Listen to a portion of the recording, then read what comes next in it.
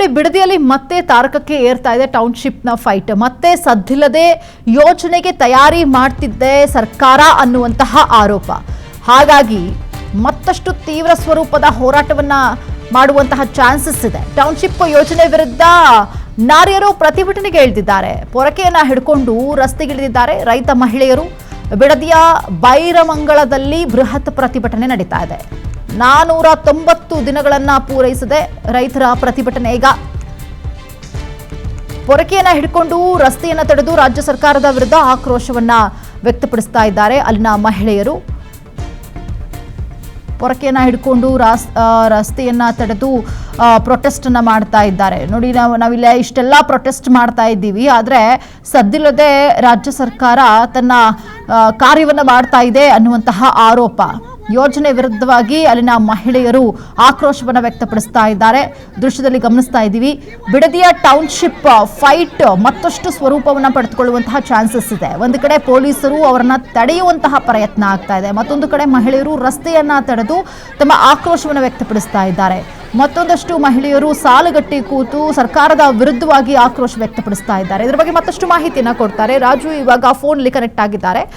Raju, ಸದ್ಯಕ್ಕಂತೂ Bidadi township ವಿಚಾರಕ್ಕೆ ಪ್ರತಿಭಟನೆ ತೀವ್ರ ಸ್ವರೂಪವನ್ನ ಪಡೆದುಕೊಳ್ತಾ ಇದೆ. ದಿನ ಒಂದೊಂದು ರೀತಿಯಾಗಿ ಪ್ರತಿಭಟನೆಯನ್ನ ಮಾಡ್ತಿದ್ದಾರೆ. ಇವತ್ತು ನಾವು ಗಮನಿಸ್ತಾ ಇದ್ದೀವಿ, ಮಹಿಳೆಯರು ಕೂಡ ಪೊರಕೆಯನ್ನ ಹಿಡ್ಕೊಂಡು ಪ್ರತಿಭಟನೆಗೆ ಮುಂದಾಗಿದ್ದಾರೆ. ಜೊತೆಗೆ ಸರ್ಕಾರ ಎಲ್ಲೋ ಒಂದು ಕಡೆ ಗೊತ್ತಿಲ್ಲದಂಗೆ ತನ್ನ ಕಾರ್ಯವನ್ನ ಮಾಡ್ತಿದೆ ಅನ್ನುವಂತಹ ಆರೋಪ ಕೂಡ ಕೇಳಿ ಬರ್ತಾ ಇದೆ. ಸದ್ಯದ ಸಿಚುವೇಶನ್ ಅಲ್ಲಿ ಹೇಗಿದೆ, ಡೀಟೇಲ್ಸ್ ಕೊಡೋದಾದ್ರೆ ರಾಜು?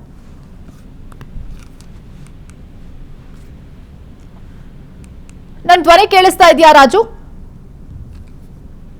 ಓಕೆ, ಸಂಪರ್ಕ ಕಡಿತ ಆಗಿದೆ. ದೃಶ್ಯದಲ್ಲಿ ನೋಡ್ತಾ ಇದ್ದೀವಿ ಯಾವ ರೀತಿಯಾಗಿ ಪ್ರೊಟೆಸ್ಟ್ ಮಾಡ್ತಾ ಇದ್ದಾರೆ ಅಂತ ಹೇಳಿ. ಸದ್ಯದ ಪರಿಸ್ಥಿತಿ ಹೇಗಿದೆ ಅಂತ ತಿಳ್ಕೊಳ್ಳೋ ಪ್ರಯತ್ನ ಆಯಿತು. ಬಟ್ ಆದರೆ ದೃಶ್ಯದಲ್ಲಿ ನೋಡಿದ ಹಾಗೆ ಈ ಒಂದು ಪ್ರತಿಭಟನೆ ತೀವ್ರ ಸ್ವರೂಪವನ್ನ ಪಡೆದುಕೊಳ್ಳೋದ್ರಲ್ಲಿ ಯಾವುದೇ ಡೌಟ್ ಇಲ್ಲ.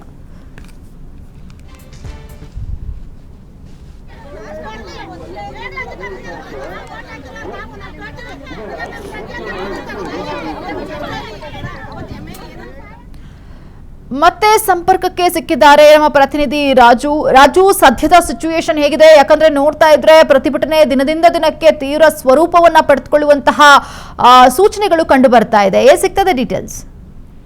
ಎಸ್ ಮಾನಸ, ಏನು ಬಿಡದಿಯ ಟೌನ್ಶಿಪ್ ವಿಚಾರದಲ್ಲಿ ಈಗಾಗಲೇ ಸಾಕಷ್ಟು ಹೋರಾಟಗಾರರು, ಅದರಲ್ಲೂ ಕೂಡ ಸಂತೋಷ್ ಹೆಗಡೆ ಅಂತ ಮೇಧಾವಿಗಳು ಕೂಡ ಈ ಒಂದು ಪ್ರತಿಭಟನೆಯಲ್ಲಿ ಭಾಗವಹಿಸಿದ್ರು. ಈ ಒಂದು ವಿಚಾರವನ್ನ ಕಾನೂನು ಅಡಿಯಲ್ಲಿ ಹೋಗ್ಬೇಕು ಅನ್ನೋದು ಕೂಡ ಜೆಡಿಎಸ್ ನಿಯೋಗ ಈಗಾಗಲೇ ಒಂದು ಸಭೆಯನ್ನ ಮಾಡಿ ಒಂದು ನಿರ್ಧಾರಕ್ಕೆ ಬಂದಿತ್ತು. ಇದೀಗ ರೈತರು ಕೂಡ ತಮ್ಮ ಏನು ಆಕ್ರೋಶವನ್ನ ಪೊರಕೆ ಹಿಡಿದು ಸರ್ಕಾರದ ವಿರುದ್ಧ ಪ್ರತಿಭಟನೆ ಮಾಡಿರುವಂತದ್ದು. ಬಿಡದಿಯ ಬೈರಮಂಗಲದಲ್ಲಿ ರಸ್ತೆ ತಡೆದು ಇವತ್ತು ಪ್ರತಿಭಟನೆ ಮಾಡಿದ ಹಿನ್ನೆಲೆಯಲ್ಲಿ ಸಾಕಷ್ಟು ಸಂಚಾರ ದಟ್ಟಣೆ ಕೂಡ ಆಯ್ತು.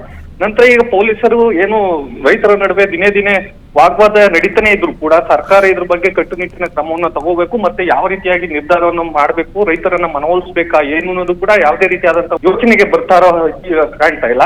ಆದ್ರೆ ಒಟ್ಟಾರೆ ದಿನೇ ಏನು ಇವೊಂದು ನಾಳೆ ನಾಡಿದ್ದು ಅನ್ನೋ ಲೆಕ್ಕಾಚಾರದಲ್ಲಿ ಈಗ ರೈತರು ಹೋಗ್ತಾ ಇರುವಂತದ್ದು, ತಮ್ಮ ಪ್ರತಿಭಟನೆಯನ್ನ ಕೈ ಬಿಡೋದಿಲ್ಲ ಅನ್ನೋದು ಕೂಡ ಸಾಕಷ್ಟು ಆಕ್ರೋಶ ಹೊರಹಾಕಿದ್ದಾರೆ. ಇವತ್ತು ರೈತ ಮಹಿಳೆಯರಿಂದ ಏನು ಪೊರಕೆ ಹಿಡಿದು ಸರ್ಕಾರದ ವಿರುದ್ಧ ಆಕ್ರೋಶವನ್ನು ಹೊರಹಾಕಿದ್ದಾರೆ. ನಾವು ಭೂಮಿಯನ್ನು ಕೊಡೋದಿಲ್ಲ, ಬಟ್ ಈ ಒಂದು ಯೋಜನೆಯನ್ನ ಕೈ ಬಿಡದೆ ಹೋದ್ರೆ ನಾವು ಕೂಡ ಹೋರಾಟವನ್ನು ಬಿಡೋದಿಲ್ಲ ಅನ್ನೋದು ಕೂಡ ಈಗ ರೈತರು ಒಂದು ಖಡಕ್ ಸಂದೇಶವನ್ನು ರವಾನಿಸಿರುವಂತದ್ದು ಮನಸ. ಓಕೆ, ಸದ್ಯದ ಸಿಚುವೇಶನ್ ಹೇಗಿದೆ?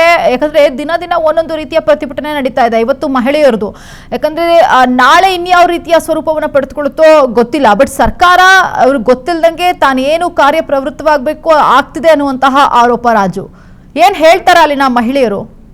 ಎಸ್ ಮಾನಸ, ಏನ್ ಈ ಒಂದು ರೈತರ ಪ್ರತಿಭಟನೆ ದಿನೇ ಹೆಚ್ಚಾಗ್ತಿದ್ರು ಕೂಡ ಸರ್ಕಾರ ತೆರೆಮರೆಯಲ್ಲಿ ಯೋಜನೆಯನ್ನ ಮಾಡೇ ತೀರ್ತೀನಿ ಅನ್ನೋ ಮಟ್ಟದಲ್ಲಿ ಒಂದು ಯೋಚನೆಗೆ ಬಂದಿರುವಂತದ್ದು. ಈಗಾಗಲೇ ಈ ಒಂದು ಯೋಜನೆಗೆ ಪೂರಕವಾಗಿ ಏನೇನು ರೂಪುರೇಷೆಗಳಾಗಬೇಕು, ಮತ್ತೆ ಯಾವ ರೀತಿಯಾಗಿ ಯೋಜನೆಯನ್ನ ಭೂಮಿಯನ್ನ ರೈತರಿಂದ ಪಡಿಬೇಕು, ಒಂದಷ್ಟು ರೈತರು ಯೋಜನೆ ಪರವಾಗಿರುವಂತ ರೈತರಿಗೆ ಈಗಾಗಲೇ ಸರ್ಕಾರದಿಂದ ಹಣವನ್ನು ಮಂಜೂರು ಮಾಡ್ತಾ ಇದ್ರೆ ಒಂದು ಚೆಕ್ ವಿತರಣೆ ಮಾಡ್ತಾ ಇರುವಂತದ್ದು.